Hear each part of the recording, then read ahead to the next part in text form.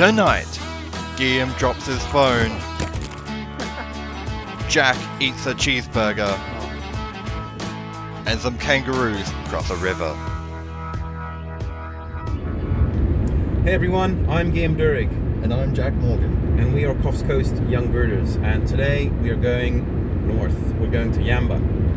Yep, so today we're hopefully going to track down the mangrove honeyeater at Hickey Island? Hickey Island, yes. Yep, and so we've been waiting for this a long time. And it's going to be a great day because we have a whole day free. So we'll keep you posted on all the birds we see. What else are we trying to see today?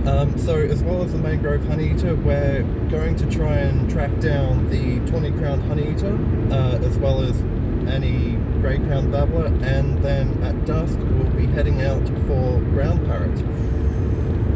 Hope we see that. That would be epic. So we will bring you all the excitement. So sit back and relax and enjoy this episode. Okay, this is Hickey Island. We just got here, so hopefully we can start birding very soon. All right, let's roll. This is Hickey Island. We're just going to walk towards the entrance over there.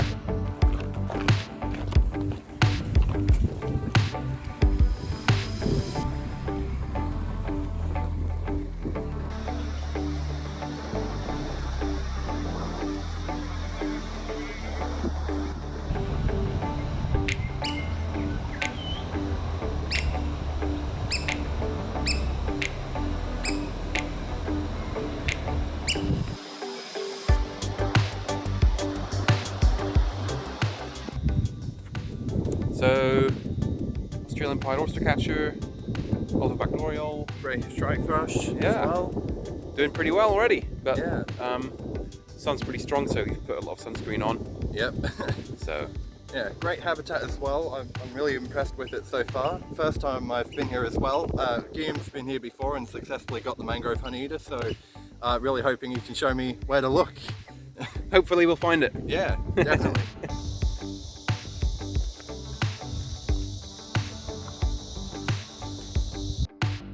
Walking further along the track, we were happy to see a pair of rainbow bee-eaters perched in a tree waiting for flying insects to come past. A summer migrant in the south of Australia, but present all year in the north. Males have longer tail streamers than this female, which aren't as prominent. Alright, so we're coming on to the main bit of the island where I saw the mangrove honeyeater and red-capped plovers actually I saw. Oh wow, okay.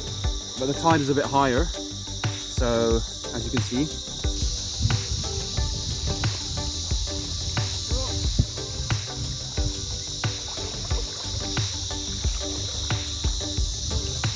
Made it!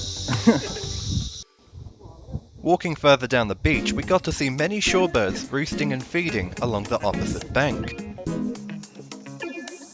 Silver gulls and crested terns are common all over Australia. And an eastern curlew decided to give us a good view on our side of the river. These curlews are unfortunately listed as endangered.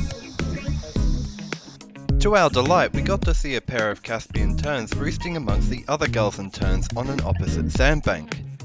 Their large size and striking red bill made them stand out from the crowd with ease. In the distance, we could see a white-bellied sea eagle catch and take off with a fish in its talons.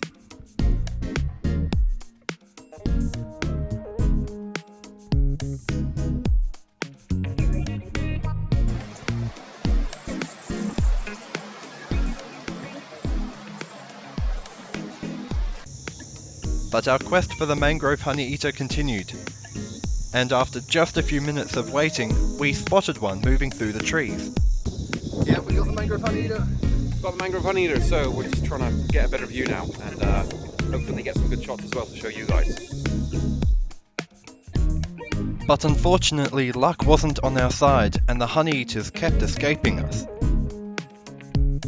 Still looking. I mean, we got it, but we still don't have a good shot. So Oh, and it was really close up near the beach here, but Yeah, it was right by the side of us in some, it looked like Lantana or something, and it was just there, and then dipped out of view too quickly, and we lost sight of it. So yeah, it was really close. Though, Yeah. wasn't it? It was so close.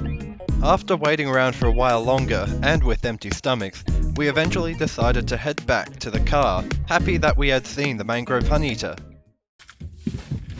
Woo! Made it. yep. But yeah, it was good. It was pretty exhausting because we came back from from the mangrove area back along the beach, so walking on sand. Yeah, it was quite a hot day as well. I mean, it's meant to be a top of 24 degrees, but it felt a lot hotter than that. Yeah, it did, didn't it? Yeah. Yeah. Especially when we're standing around waiting for the honeyeater. But we're happy that we got it, even though we didn't get any proof.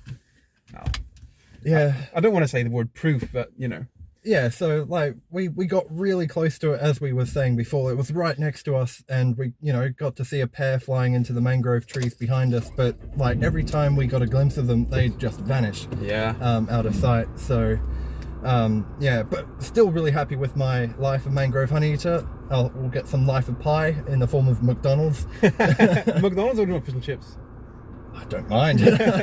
Why not both? All right, so we will keep you posted, because this afternoon we're going to go to Broom's Head first. Yep. And so that is going to be for the 20-crowned honeyeater and other species, coastal heath. Hopefully get some new stuff for the day. Yep. Could see a southern emu wren as well. That's a possibility. That would be really good, actually. Yeah. Yeah. And then ground parrot towards the end. Yes. When the sun sinks below the horizon.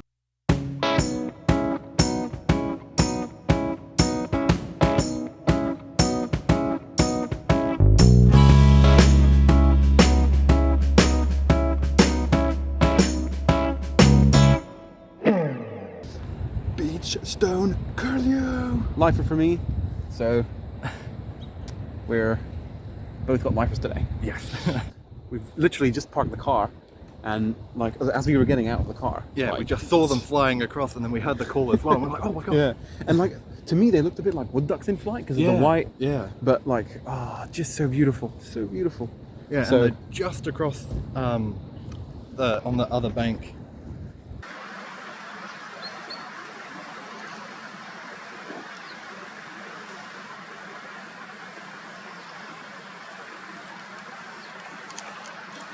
Wow,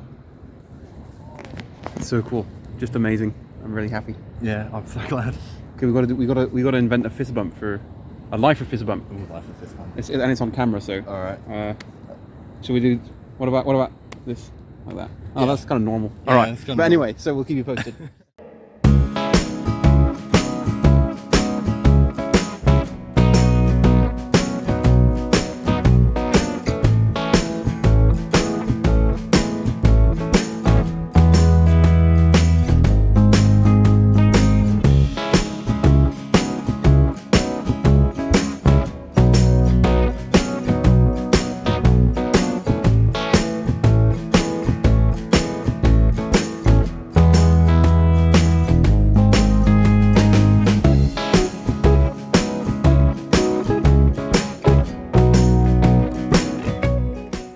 So you can definitely tell that this is much more open and much flatter, geographically speaking, and different vegetation as well.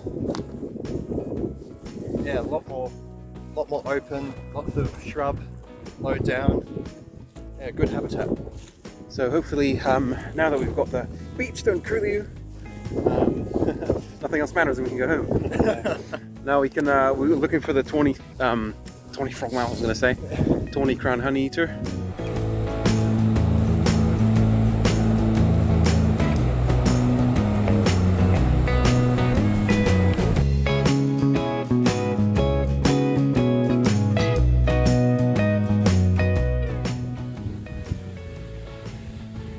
So we've got a couple of bar-shouldered doves just in the field below here. Really pretty bird. We've seen 4, and these make it 6 now, don't they? Yeah. So sweet. And just to our left, we have a lapwing.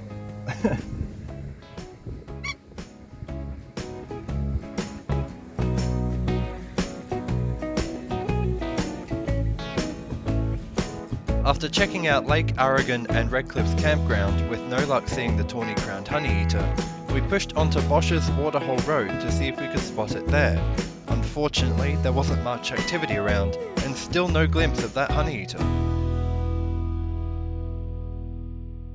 With the time getting later in the day, we decided it was time to head down to Diggers Camp and Mini Water to get ready for the ground parrot. On our way down, we also got the privilege to see 2 wild emus next to the highway. Doing a quick walk around Diggers Camp, we were happy to see a pair of southern emu wrens moving quickly around in the shrubs. Unfortunately, we weren't able to get any footage of them as they were too far back for us to get a good view of them. We also got to see a flock of yellow-tailed black cockatoos come down for a drink in the afternoon. Their yellow tails were beautiful to see as they swooped down from overhead. It was now time to head to our final destination, and while Guillaume dropped his phone, luckily that didn't stop us from recording all of the events that occurred later that afternoon. Yeah. So we're currently walking along Nyland's Trail. It's this lovely little open area, and I think we'll get set up a bit further down where I think we'll get a better chance of hearing a ground parrot. So Yeah. yeah, And this is actually pretty good because it's you're on higher ground most of the time. I can notice that we're kind of walking downhill. With our ears poised, we stood in complete silence to try and hear the ground parrot. And then, off in the distance, we heard it.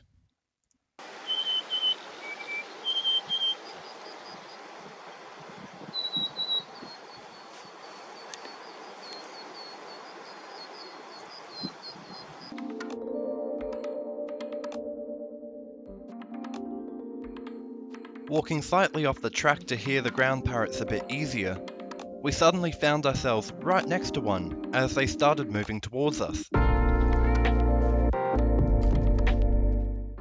as we were standing there kind of in the shrub, we heard the call get closer to us, and it was like right there. I would estimate maybe about 1.5 to 2 meters away. Yeah, because like, it was that literally, loud. It was that loud. It was just right next to us. Yeah, and we got the audio loud and clear, and I think that's the best that we could have asked for. And then also seeing it, we saw one fly away. Really, it was just a blur.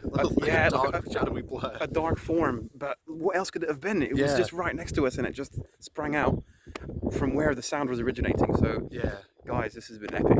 yeah, So epic. So beautiful. I reckon it's a pretty good place to end it, actually. Yeah, I reckon. So thanks so much for watching. It's been great having you along for the ride, and we love updating you. So Grand Parrot Day.